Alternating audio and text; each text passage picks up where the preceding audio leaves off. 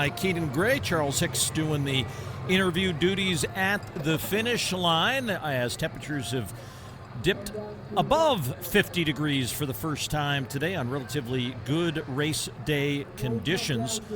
And a reminder, we just mentioned Super Saturday. That Southeast Championship region is now over, as well as the Southwest region, always one of the highlighted regions. And if you tuned in to watch this final championship and watch those, I'm glad you have joined us here on this call of the final regional championship of the day. But if you missed any of those races, reminder, they're now available to watch on demand on runnerspace.com as part of your subscription. And usually the Southwest region delivers us some promise of names that we might be mentioning come the first weekend in December in Portland. The one name that we've been talking about all season long is Jackson Spencer out of Harriman, and he delivered once again, winning that race in a clash with Johannes Van Meerten, Oliver Horton, the top three guys ranked in the Die-Stat individual rankings. Like, that was the billboard for this meet, and Jackson Spencer came out on top with the win, 14:31.1. And then the team on team side, Real Training Colorado, showing their dominance on their path to repeat as NXN champions. Girls side, Lily Alder, that makes it back-to-back wins for Timpview after Jane Hedengren won the race last year, and Lone Peak won the girls' team title. And again, those are available to watch on demand as we turn our attention to who demands attention for the girls on the team side. You got to start with the number 4 ranked team in the country, according to Die-Stat, and that is Union Catholic. Union Catholic will be at full strength for the very first time this season, Paul, because they welcome back in Myler Sophia Thompson, who's been dealing with injuries throughout the entire season. Not only does the addition of Sophia Thompson make them an overwhelming favorite here in the Northeast, but perhaps a national title contender in NXN this year. We saw a great performance from Wayzata at the Heartland region, but Union Catholic, with the addition of Sophia Thompson, is as good, if not better, than Wayzata. The school with that famous alum, Sidney McLaughlin-Levrone, now talking cross-country dominance. And speaking of dominance, we'll talk about Blair Bartlett, we'll talk about Mackenzie Skelly, but let's start with the defending champion, Paige Shepard. She has been dominant. Not only has she proven to be a great track athlete, she has proven to be a great cross-country athlete as well. I mean, it helps when you have, 434 mile speed under your belt, but, proven time after time again that you can have success in both of these races. 30th at NXN last year, 2nd this year at the New Jersey Meet of Champions and the VA Showcase, and actually made the trek out to California this year for the Woodbridge Cross Country Classic, which we had broadcasted earlier, and finished 5th in what is, quote-unquote, a national field, because there's some of the top athletes in that California region. Yeah, kind of, a little bit of like a Sadie Englehart in that campaign now. We're just looking for the best races around the country and seeing sort of your season as a national season, and obviously hoping to get back and toe the line for a national title on the girls' side at NXN on December the 6th. But the rest of the field now assembled as well as they're doing their final stride outs for our final championship race. Affords us the opportunity to remind you that our regional action continues into, I guess you call it Super Monday. There's just Bonus one. Monday. It's Bonus Monday, as coined by Keenan Gray, South Region, and there has been a scheduling shift. Normally, our championship races are at the end of the racing window at these regionals, but as they are expecting some poorer weather conditions, maybe some storms in the area. Bringing the boom. Yeah, they are going to race those championships at the front end, so we'll be right out of the gate with those championship races on Monday morning. Yeah, it'll be fun to watch, the last regional of this Nike Cross Regional Series. In a new location as well. In a new location, in College Station at Texas A&M University on a very, very fast Watts cross-country course. A lot more spectator-friendly than the Woodlands, because when those kids disappear in the woods, you're wondering, all right, when are they going to come back? Hopefully they come back. Maybe they will, maybe they will not. So, yeah, it'll be fun to wrap up this Nike Cross Regional Series. We're going to be on the call for that race, and an opportunity to see what the best in the Lone Star State and that region have to offer. And, of course, in a few weeks' time, we'll bring them all together along with the best that California offers after the conclusion of their state championship, and have those teams and individuals racing for national titles in the 20th edition of Nike Cross Nationals, again, December 6th in Portland, Oregon. It will also play host that weekend to the USA Track and Field National Championships for cross country, which is also a selection event for the squads that will be advancing to represent the United States on home soil at the World Athletics Cross Country Championships, the first major event of the 2026 calendar year, second weekend of January in Tallahassee, Florida. Some of the athletes that just got done with NCAAs have some ideas of whether or not they want to compete. Gary Martin kind of floated the idea a little bit at the press conference yesterday, potentially wanting to race at USATF. But, that's just going to be a fun weekend as a general. You got, of course, the best of the best high school athletes. You got the best of the best in the United States vying for spots for that world team in Tallahassee. Just, if you're in Portland, want to swing by and watch some great cross-country races, head on over to Glendoveer Golf Course because it's going to be an action-packed Saturday. It is like none of these girls have ever seen a camera. They all know where the camera is. They all know how to pose. They're all excited. They're waving at you wherever you're watching around the region. 8 states represented here in the Northeast region, and appreciate all of you tuning in here to watch them compete. Or locked in like Exeter right there. Sometimes, like the camera's pointing from me, but you know what? We're locked in. We're ready to go. We're in game mode right now. Well, and there is sort of a clear delineation between maybe teams that are here knowing this is their chance to make it. Mm-hmm. Maybe some teams, hey, we got here, let's have fun. This is a extra meet. It's a chance to celebrate. But we've got a lot of folks here who are hoping at the end of these 5,000 meters that they've got a reason to make some travel plans to head out west. Well, one of the things that you've mentioned a lot throughout this series is this is a celebration of the entire season. This is a celebration of what you've been able to accomplish, not only in your state, your region, districts, hey, even JV level runners. This is a celebration of the entire sport for all the accomplishments that you had throughout the season. And let's put it into context. 8 states, a lot of talent. These girls on the line here in this final race, the best of the best, whether you finish first or last. It should be a reason to celebrate. It's just an honor. It's just an honor. I mean, this is a privilege to be doing what we're doing, you and I are doing. This is a privilege for these girls to be able in the start line. This is a privilege for them. All their hard work has certainly paid off to get themselves in this position. So it's just, gosh, this is a long start line, Paul. We just going teams after teams after teams. And here's Union Catholic. For the first time, I was like, where is Union Catholic? No, let's put them at the very end. Well, look at that array of talent, and the gun is now in position for our final championship race of the day.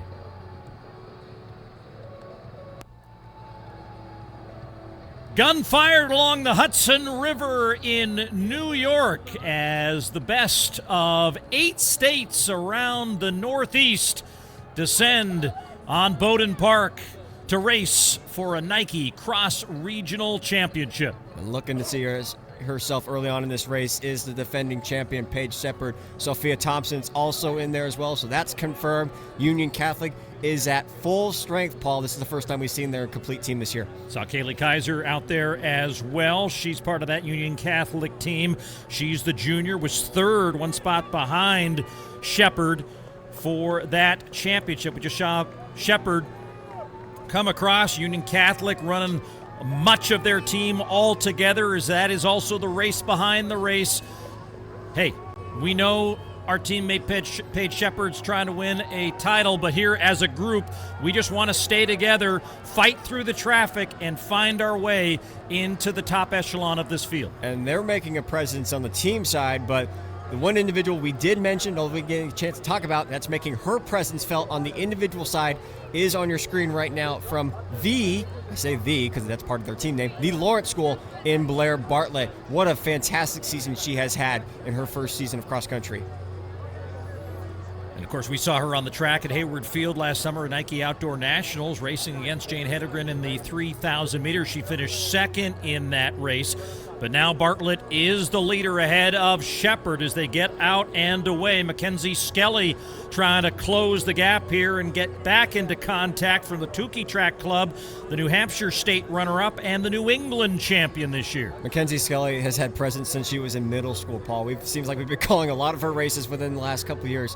Middle school national records on the indoor scene, now getting the chance to race at the high school level, just a freshman this year. Perhaps, though, being patient with the first couple of minutes into this race because Blair Barton and Paige Shepard are kind of, I'm not saying kind of, they are attacking this race, Paul. And essentially, I don't know if Caitlin Tuohy's record is up for grabs by any means because that's maybe a long shot, but could we see, someone under 17 minutes? That's a possibility. 16:45.2, one of the winning efforts from Caitlin Tuohy over the years. That was in 2018. She was in Missouri today celebrating a championship for NC State, her school at the collegiate level, as they took home another women's title. Congratulations also to Oklahoma State on the men's side taking the national title. And we go now with the Gator parked here at the portion of the course where we're trying to keep the Gator off the course. About 30 seconds here before the Gator will start to move. And as these runners go around the playground and up a slight incline, it's kind of what I would describe as like the teaser plate.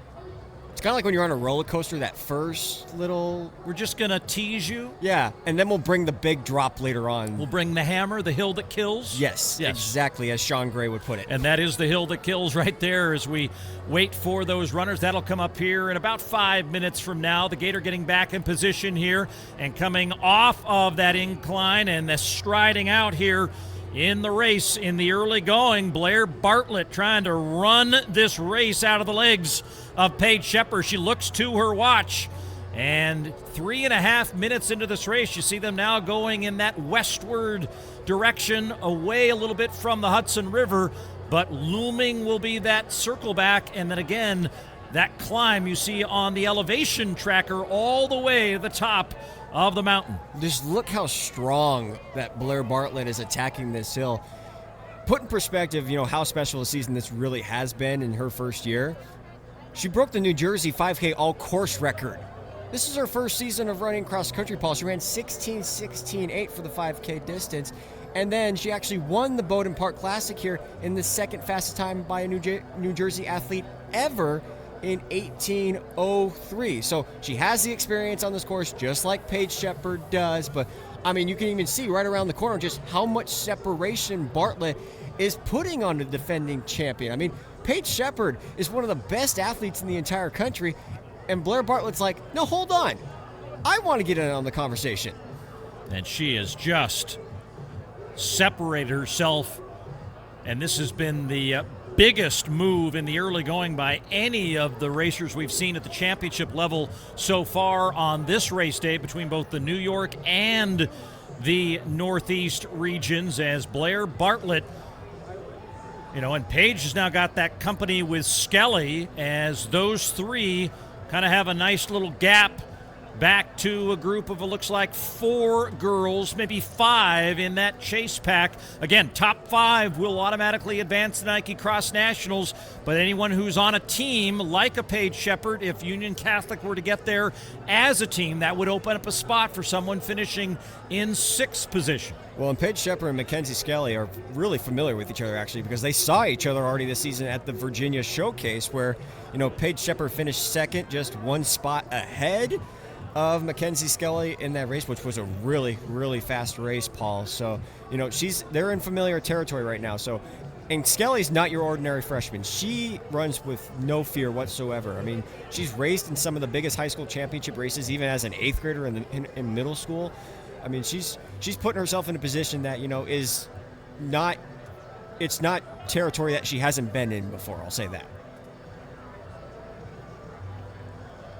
But we are seeing some different territory with Blair Bartlett right now and embarking on this course, and we're starting to see something special here brewing. And Skelly now ahead of Shepard in that race for 2nd and 3rd. Reminder that Shepard is the defending champion here, but has given up what looks like 10, maybe 15 seconds on the leader here. Still looming ahead is how Blair Bartlett maneuvers through these climbs. This is the kind of the first wooded section that comes out into this open area. That's where the gator will park, and we'll follow the leaders up and through, and then we'll recapture the leaders when they come up that final major climb. But she's really going to the arms here.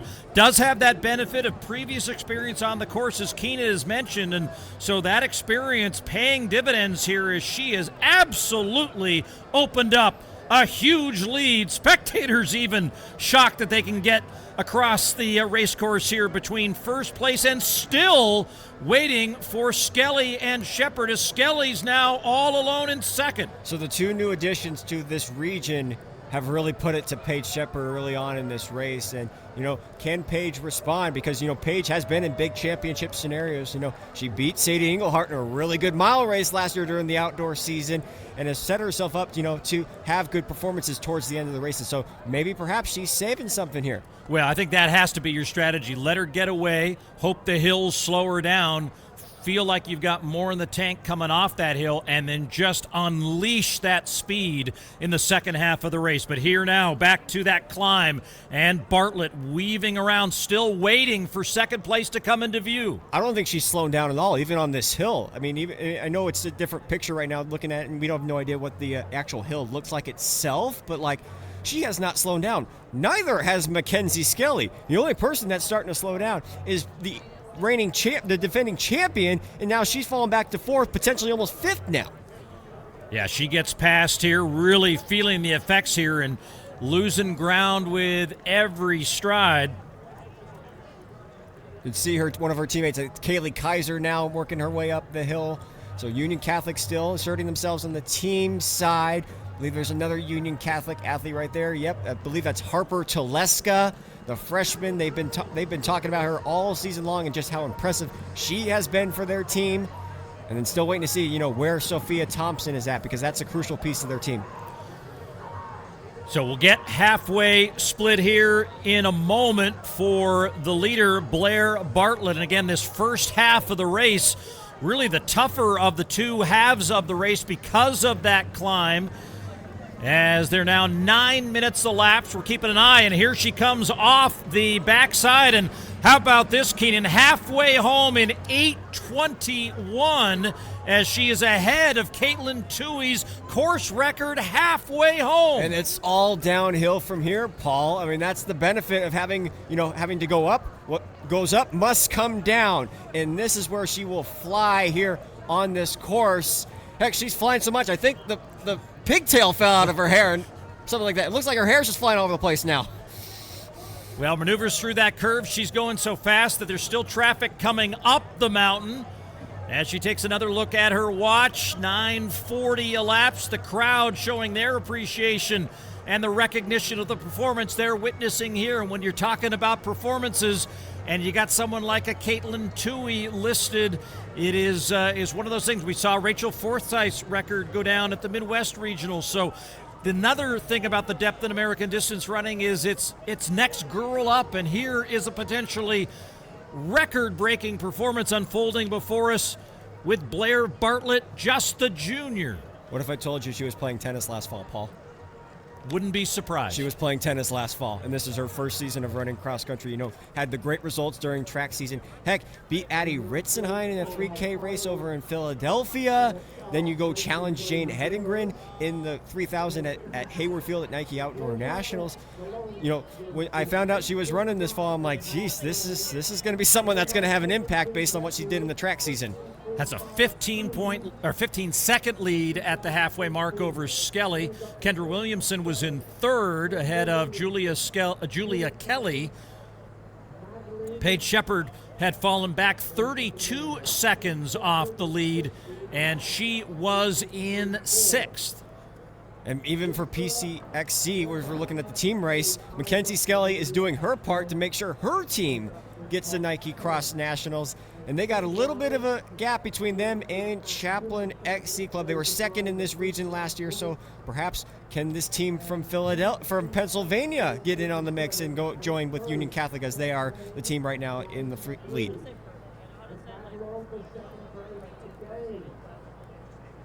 It's like she has the park all to herself right now. Blair Bartlett, no one in view behind her.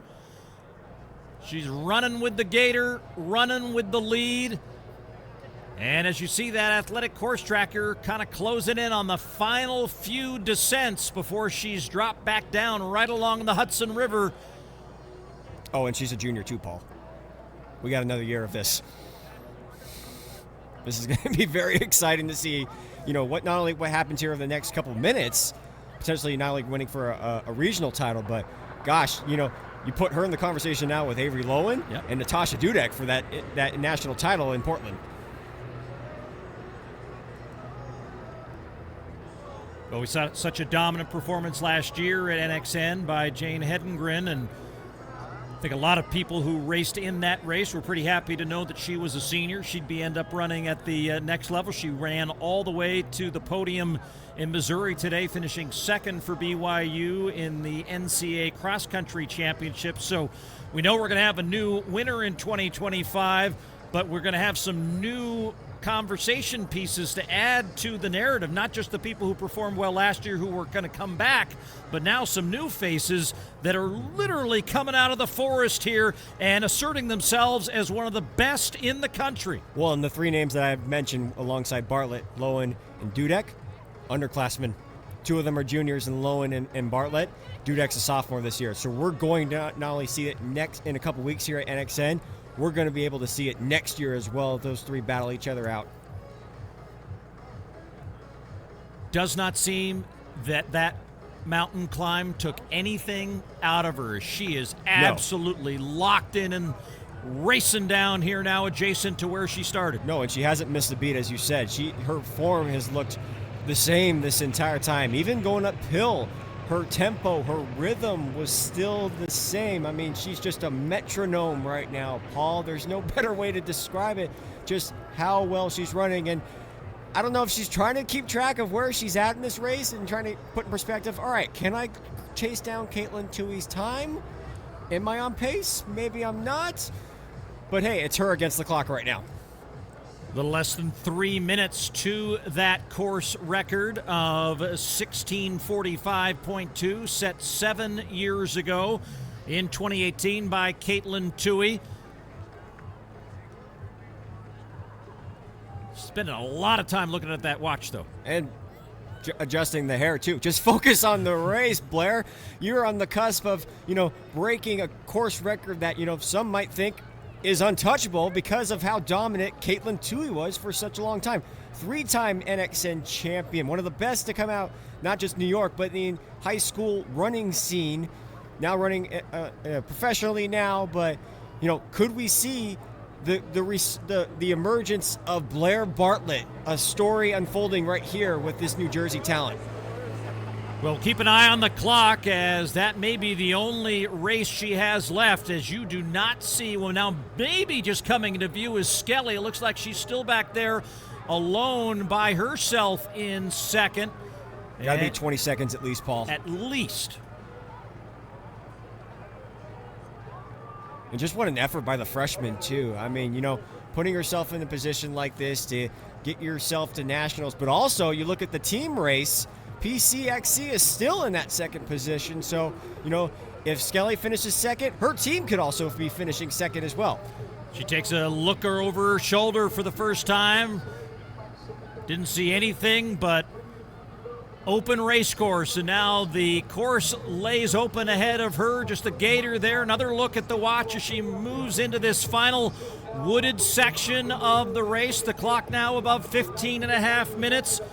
And a little over a minute now away from that course record of Caitlin Tuohy's. Going to have to turn on the jets a little bit, I think, here in the closing stretch. Battled through some mud, battled through some puddles here, but she's been strong this entire time, Paul.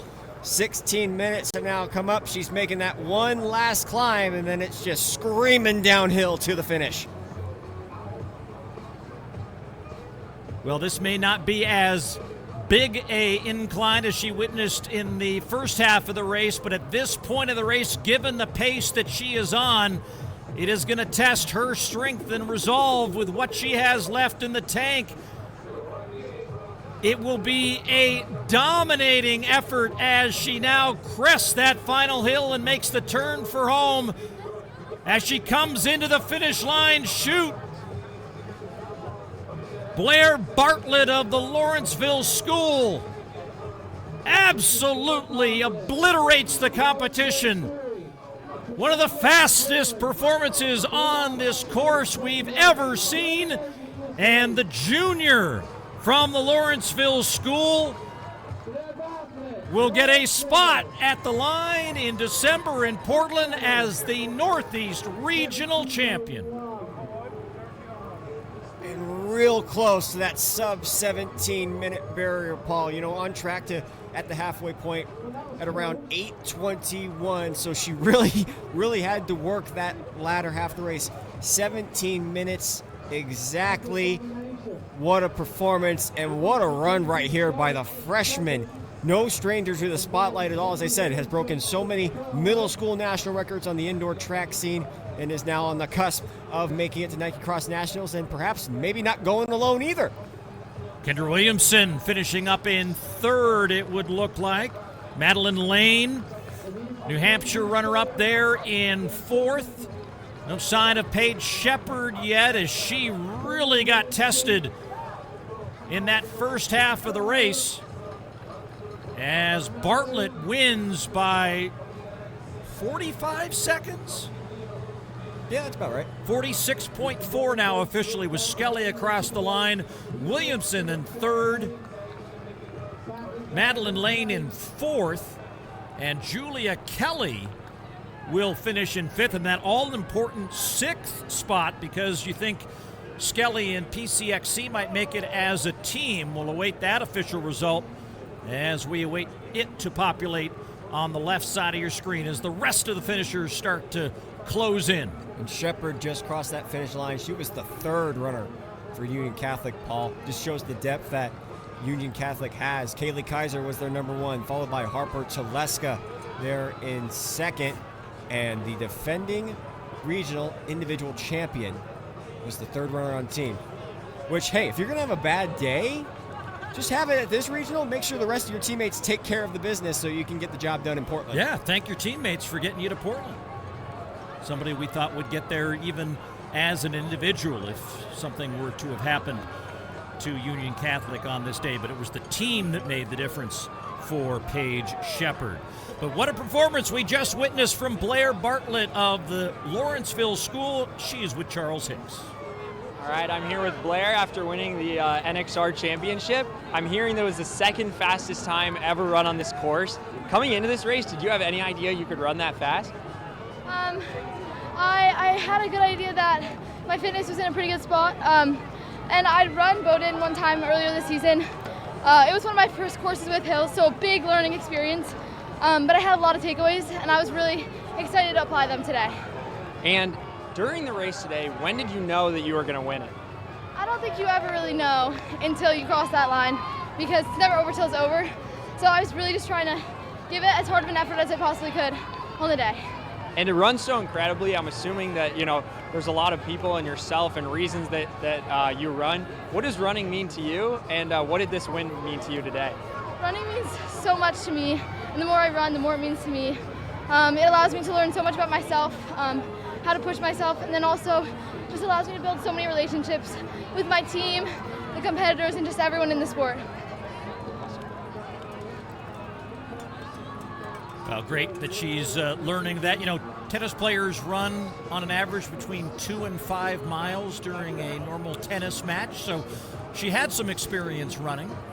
But that's stop and go running, though. That is a lot of explosion and going back and forth on the court. It's not, consistently keeping that pace. So she'd be a good shuttle runner, is what you're saying. Yes.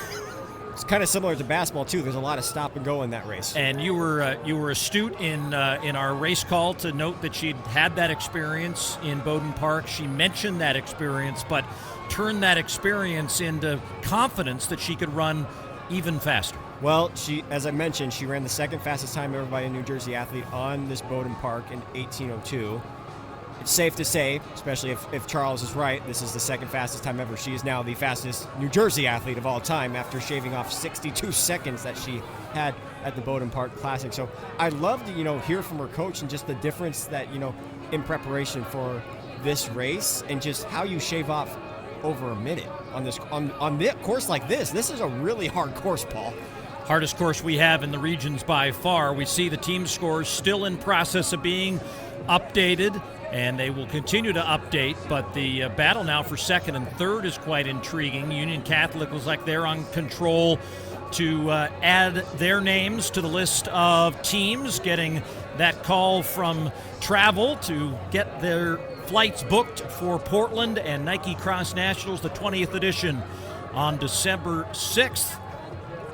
But it'll come down to these last few runners coming across the line, and again, they pull out the individual runners and then rescore the teams. That's why you'll see some major adjustments in these scores here in these last few updates. I'm looking at, Union Catholic, or at least who've come through. Sophia Thompson was their fourth runner today. She actually ran a really good race, Paul. She split 9:33 at 2.5 kilometers and closed in 9:39. So for having not raced at all this entire season because of an injury, and this is of all the tests to have for a cross-country race, why are you going to have this one of all courses? This is one of the hardest courses you could imagine testing where your fitness is at. But she delivered in a big way, and as I said, even with Paige finishing 11th overall, her teammates Kaylee Kaiser, Harper Teleska, they stepped up. They finished 6th and 7th and ran really good times in 18:11 and 18:13. So just shows the depth of this team, and you can regather yourself here with about 2 weeks, less than 2 weeks, I should say, till nationals, and kind of reevaluate. All right, what adjustments do we need to make now for Glendifer is not an easy course either. Maybe a little bit easier than Bowdoin Park, but who knows what the weather is even going to be like. Also important that day too. Yeah, typical early December. It's going to be kind of moist in the region. That kind of is the Northwest that time of year. Sometimes the rain blows through as it has the day before. Totally changed the complexion of the race and the footing on the day after. We've had some deluges of rain over the years, and certainly some days that have been colder than expected. But I think in this particular case, these Northeast runners and the New York runners kind of go to Portland, and whatever they get thrown at is not something that they're going to be unable to tolerate. Heck, they probably run through 2 feet of snow during the winter. I know they have the indoor season, but this part of the country, it's pretty similar weather that you get in the Pacific Northwest as far as rain, cloud, wind, mud. You're gonna get. We got that on this course today. Didn't see as necessarily a lot of people fall down. Knock on wood that does not happen this year at NXN. But yeah, a course like this and an opportunity to put yourself in a position to qualify for a national championship is on the line now. As we have some of these final few runners coming across the line, each and every one of them to be celebrated for having completed this last race. Those who have joined us here on runnerspace.com, you mentioned the indoor season, and your subscription gets you access to a whole lot of action in the Northeast, most notably in and around the Armory and the events that they have there. A great long-standing partnership we have with the Armory organization, and one of the greatest venues in the country for indoor track and field, and lots of events coming your way in the next few months. How about that 2 mile that's going to be happening at the Millrose Games this year? Grant Fisher, Cole Hawker, a rematch, and potentially a world record on the line to see if we get 2 Americans under 8 minutes. But talking about almost record-setting performances, I mean, just an unbelievable run from Blair Bartlett. Just asserted herself to the front, never looked back. The only thing she was looking at was her watch, and almost a mistake by Shepard to try to stay with her. It really was, but as I said, you evaluate this race and you kind of just have to move on to the next one. The best part is even though Paige Shepard was the third runner on her team is going to nationals, so she gets that next opportunity to kind of bounce back in a way and get herself into the All-American conversation. But from picking somebody to be a contender for a national title, there are 3 people. It is Natasha Dudek, Avery Lowen, and it's this young woman right here on your screen right now. Makes quick work. Second fastest performance of all time by a high schooler on this course in Bowdoin Park. Pretty nice list to be on, with Blair Bartlett only behind Caitlin Toohey. And Now we'll take that confidence with her and an opportunity to race for a national title. And, just think about where she was a year ago in a different high school sport. Probably wasn't even thinking or knowing much about the NXN experience, and that's one of the great things about that whole journey for these athletes is the chance to come to Portland, rub shoulders with the Charles Hickses and the other major, elite athletes, and be treated like a potential national champion. You got to probably watch that Caitlin Tui race when she broke the course record here at Bowdoin Park, yes? Just put in perspective, what we just saw today in that race, because, obviously I didn't get to see what Caitlin Tui did when she broke the course record. Well, it was just that era where she was absolutely, it was sort of the first coming of the Jane Hedengren era where we saw her do that last year. So, yeah, I think you just appreciate what you're witnessing. You hope that in all these cases, and this is the thing that we always talk about too, is make sure your high school success is done in a way that develops you to a point where you can still have success at the collegiate level, and then hopefully if that's something you want to pursue at the elite level as well. But these youngsters continue to just absolutely impress us, and all of us need to go out and get a run in just to